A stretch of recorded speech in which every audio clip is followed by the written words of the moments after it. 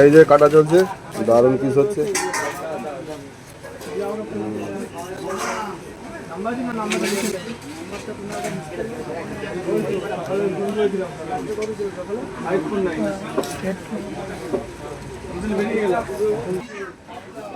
Size চলছে, মাছটা ছাড়িয়ে নিয়েছে চাকু দিয়ে।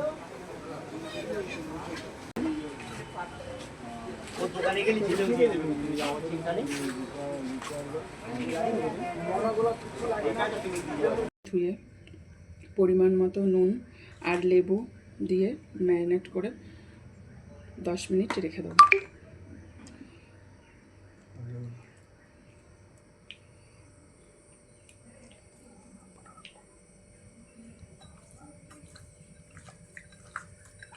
মাছের ভাপা রেসিপি সবই একই মশলা দিয়ে মাখিয়ে আমি ম্যারিনেট করে রেখে দিয়েছিলাম 1 ঘন্টা।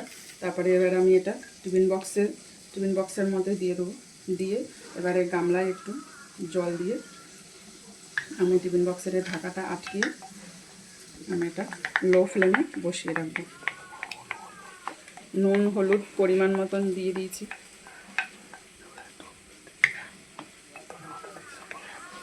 আর একটু টক দই দিয়েছি, একটু ধনেপাতা দিয়েছি। দিয়ে সর্ষের গুঁড়ো, পোস্ত আর হচ্ছে টক দই, ধনেপাতা, কাঁচা লঙ্কা, পরিমাণ মতো নুন হলুদ, একটু চিনি সামান্য দিয়ে এবারে এটা আমি ওপর থেকে একটুখানি কাঁচা সর্ষের তেল ছড়িয়ে এবারে আমি এটা দিয়ে দেবো।